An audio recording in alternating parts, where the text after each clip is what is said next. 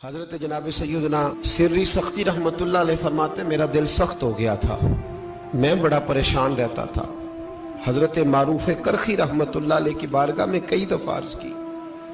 میں نے کہا بابا میں اس کا کیا کروں، یہ سخت ہو گیا، مہینوں ہو گئے یہ اللہ کے خوف میں نہیں رویا، سالوں بیت گئے حضور کی نعت سن کے نہیں رویا، اب تو کتنا وقت گزر گیا ہے، اسے مدینے جانے کے لیے بھی رونا نہیں آتا، حضور یہ سخت ہو گیا ہے، کوئی رحمت کی نظر ہو،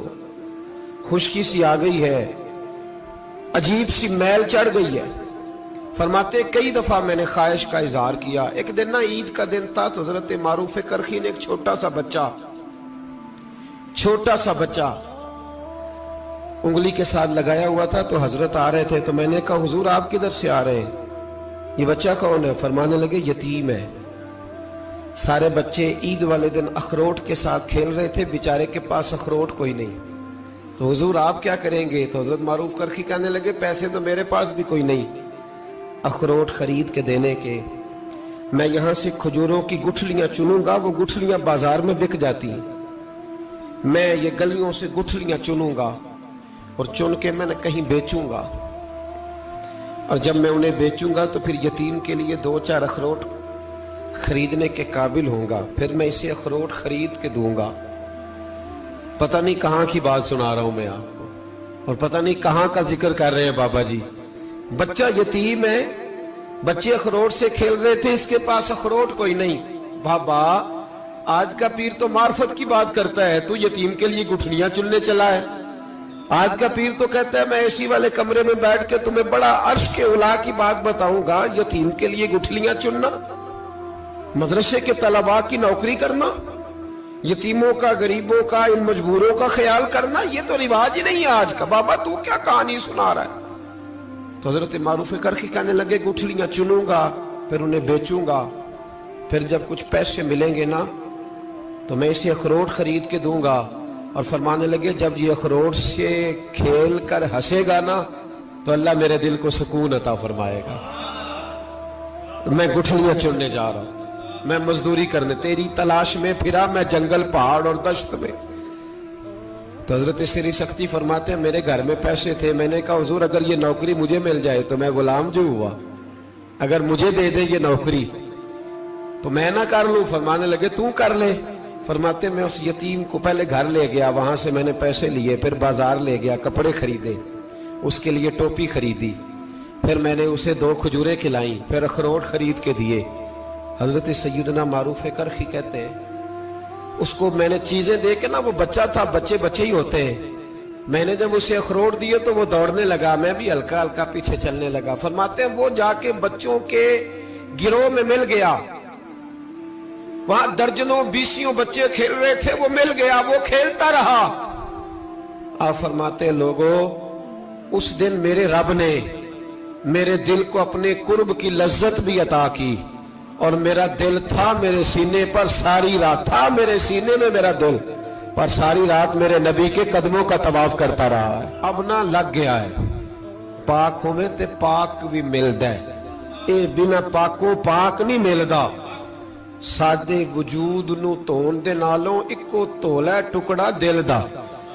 دل لگا کے، دل لگ جائے تو پھر وہ لگ جاتا ہے۔ آپ یقین کریں لگتا ہے تو مزہ دیتا ہے، اور جب تک لگتا نہیں پھر کوئی بھی کیف سرور حاصل۔ امام زین العابدین رضی اللہ تعالیٰ عنہ مولا علی شیر خدا کے پوتے، امام حسین کے صاحبزادے،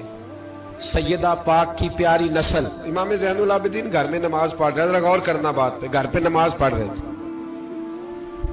گھر میں آگ لگ گئی۔ جب آگ لگی ہے تو پھر شور بھی ہوتا ہے،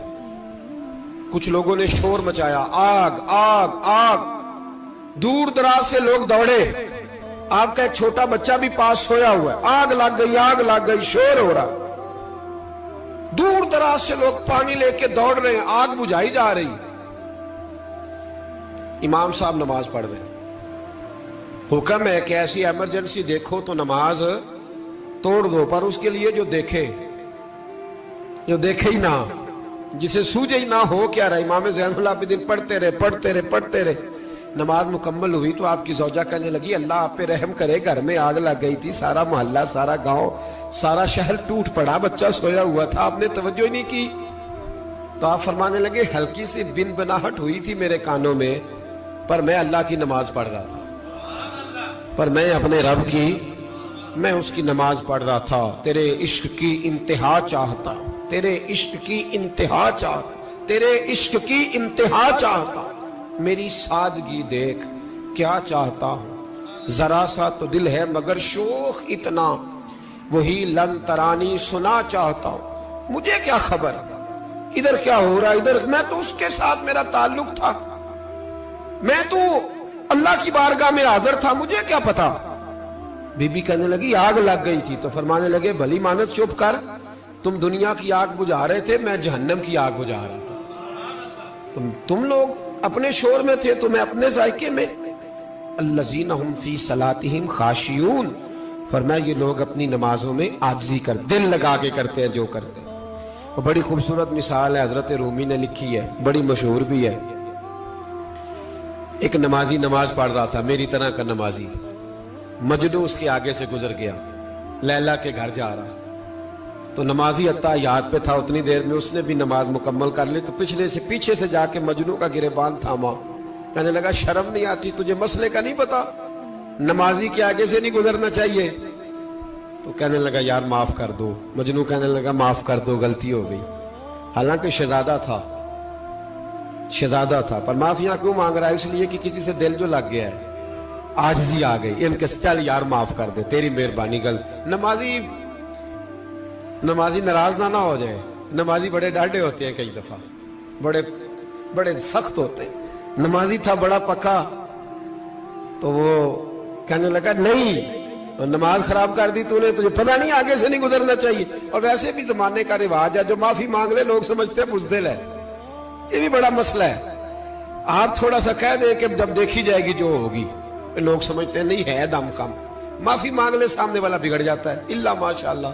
لیکن اس کا مطلب یہ نہیں کہ ہم معذرت کرنی چھوڑ دیں، وہ اگر بری عادت پہ ہے تو ہم نے اپنی اچھی عادت کو قائم رکھنا ہے، تو کہا جناب معاف کر دے، تو نمازی کہنے لگا نہیں تجھے عقل نہیں ہے، نمازی کے آگے سے نہیں گزرنا چاہیے، پھر مجنون نے بڑی بات کر دی،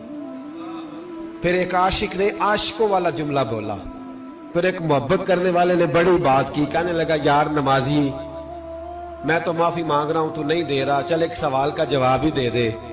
کہ میں تو عورت کے عشق میں جا رہا تھا، مجھے تو نظر نہیں آیا کہ تو نماز پڑھ رہا ہے، میں تو بی بی کے عشق میں تھا، مجھے تو نظر نہیں آیا،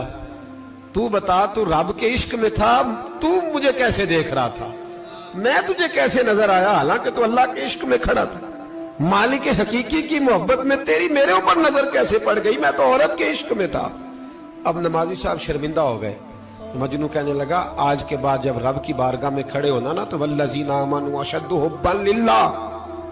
پھر نماز کے لیے نہیں اس کے پیار میں بھی کھڑے ہونا، دل لگا کے